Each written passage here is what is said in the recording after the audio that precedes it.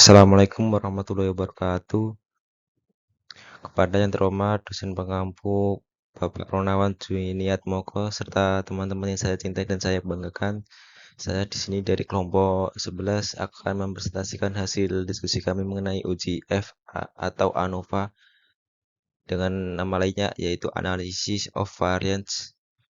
Sebelumnya saya di sini akan mengenalkan anggota kami, yaitu yang pertama Syahid Sabi Aroy dengan NIM 225221047.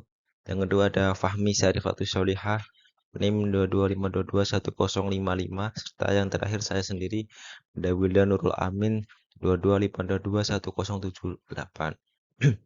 Oke, selanjutnya saya akan langsung ke materi yang pertama, yaitu mengenai pengertian uji ANOVA, Analysis of Variance. Analysis of Variance sendiri atau ANOVA adalah suatu metode analisis statistika yang termasuk ke dalam cabang statistika inferensi.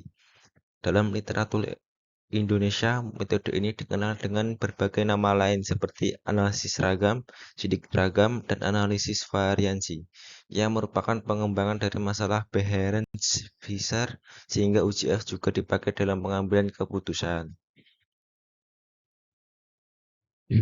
Analisis varians pertama kali dikenalkan oleh Sir Ronald Fisher, bapak statistika modern. Dalam praktik, analisis varians dapat merupakan uji hipotesis atau lebih sering dipakai maupun pendugaan atau estimation khususnya di bidang genetika terapan. Analysis of variance atau ANOVA merupakan salah satu teknik analisis multivariate yang berfungsi untuk membedakan rata lebih dari dua kelompok data dengan cara membandingkan variansinya. Analisis varian termasuk dalam kategori statistik parametrik, sehingga alat statistika parametrik, maka untuk dapat menggunakan rumus ANOVA harus terlebih dahulu perlu dilakukan uji asumsi meliputi normalitas, heterokedastisitas, dan random sampling. Oke, selanjutnya saya akan berikan presentasi ke pemateri kedua. Baik, di sini saya Syazabi Aroi sebagai pemateri kedua akan melanjutkan langsung saja uji ANOVA satu jalur atau one way ANOVA.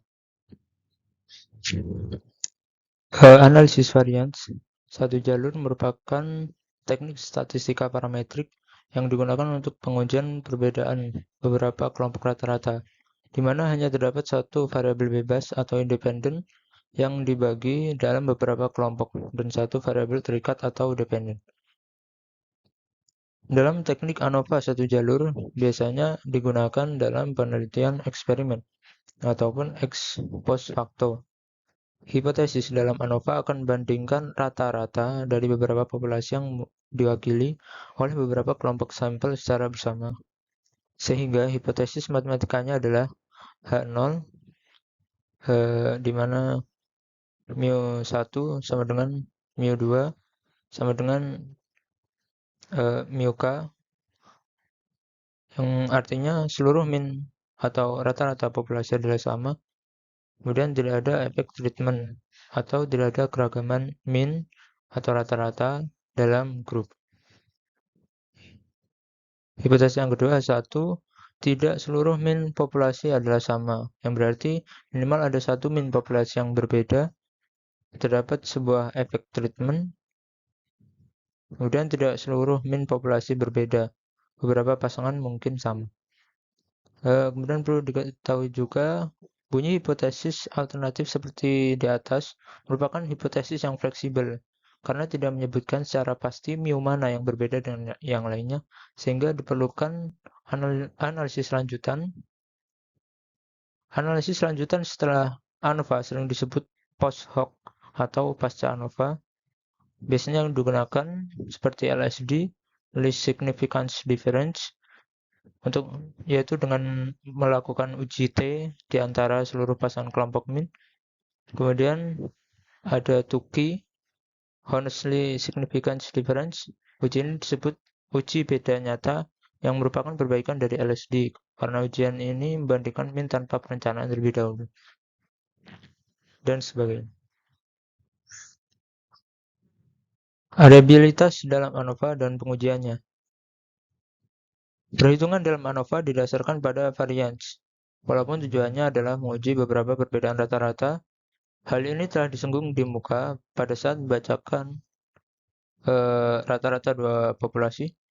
Kita baru bisa mengatakan bahwa rata-rata tersebut berbeda apabila telah dilihat pola variabilitasnya. Ukuran yang baik untuk melihat variabilitas adalah penyimpangan baku maupun variance. Oleh karena itu, pengujian di sini pun didasarkan pada variance. Ukuran total variabilitas atas data yang ada dapat dikelompokkan menjadi 3 bagian. Yang pertama, variabilitas antar kelompok, between treatment variability.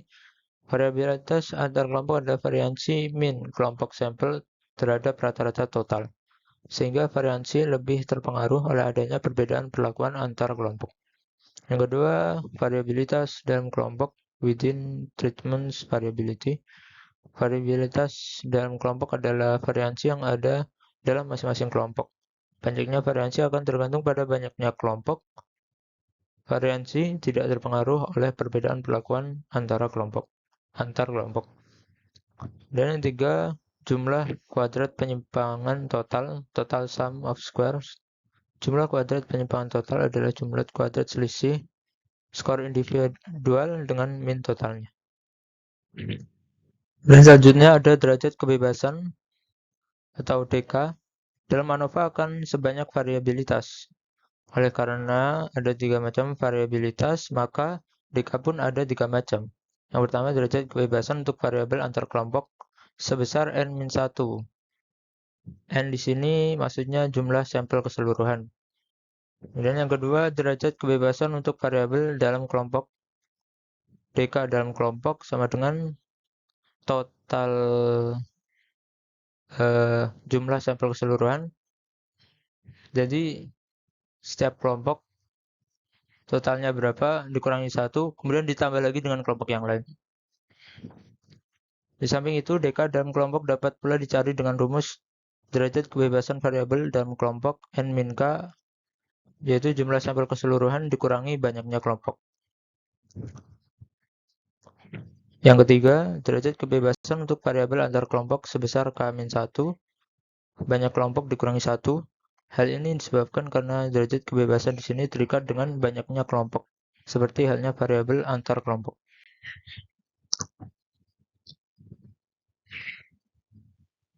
Baik, itu selanjutnya saya akan menyerahkannya kepada pemateri ketiga. Baik, selanjutnya langkah-langkah dalam analisis ANOVA satu jalur. Menghitung jumlah kuadrat total JKT, jumlah kuadrat kelakuan JKA, jumlah kuadrat galat JKG, rataan kuadrat kelakuan RKA, dan rataan kuadrat galat RKD. Untuk menghitung masing-masing harga digunakan rumus sebagai berikut. Rumusnya tertera di sini. Selanjutnya yang kedua, menghitung derajat kebebasan total DB, derajat kebebasan rata DBG, derajat kebebasan reduksi atau dikoreksi DB, derajat kebebasan antar kelompok DB, dan derajat kebebasan dalam kelompok DBP dalam rumusan sebagai berikut yang tertera dalam sini. Yang ketiga, menghitung nilai F dengan rumusan sebagai berikut. Yang keempat, melakukan interpretasi dan uji signifikansi dengan membandingkan nilai uji Vitung dengan F-tabel. Koefisien F-tabel diperoleh dari distribusi F yang nilainya didasarkan pada derajat kebebasan dalam kelompok D, B, D pada taraf signifikansi baik A 0,05 atau 0,01. Apabila nilai F hitung lebih besar dari F-tabel, maka H0 ditolak dan H1 diterima yang diinterpretasikan signifikan. Signifikan berarti terdapat perbedaan rata-rata dari kelompok yang dibandingkan. Sebaliknya, jika nilai F hitung lebih kecil dari F-tabel, maka H0 diterima dan H1 ditolak dan diinterpretasikan tidak signifikan, berarti tidak terdapat perbedaan rata-rata dari kelompok yang dibandingkan.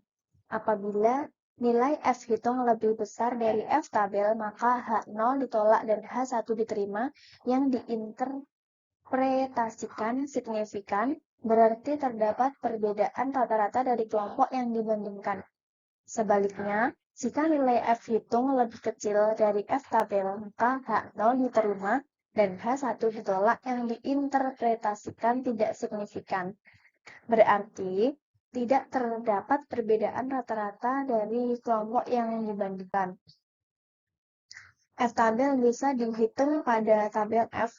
Yang pertama, tingkat signifikansi adalah 5%. Yang kedua, numerator adalah angka -1 dalam ini sebagai pembilang di K2.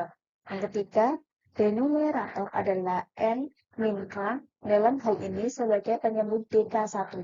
Jika menggunakan Microsoft Excel, yaitu diketik FINC 0.05, DK2, DK1 dalam kurung tutup kurung. Yang kelima, apabila adanya perbedaan yang signifikan, maka dilakukan uji lanjut. Untuk kelompok data yang sama jumlahnya atau jumlah sampel tiap kelompok sama, maka dapat digunakan uji tukai. Sedangkan untuk kelompok data yang tidak sama jumlahnya atau jumlah sampel tiap kelompok tidak sama, dapat digunakan uji shift. Adapun rumus keduanya sebagai berikut yang tertera di sini. Selanjutnya, di sini ada contoh soal. Suatu penelitian dilakukan untuk mengetahui apakah terdapat pengaruh perbedaan kartu kredit terhadap penggunaannya. Data di bawah ini adalah jumlah uang yang dibelanjakan ibu rumah tangga menggunakan kartu kredit. 4 jenis kartu kredit dibandingkan. Di situ jumlah yang dibelanjakan ada Astra, BCA, Citi, dan Amek. Astra tertera angka 8, 7, 10, 12, 11, BCA 12, 11, 16, 10, 12, Citi 19, 20, 15, 18, 19, dan Amek 13, 12, 14, dan 15.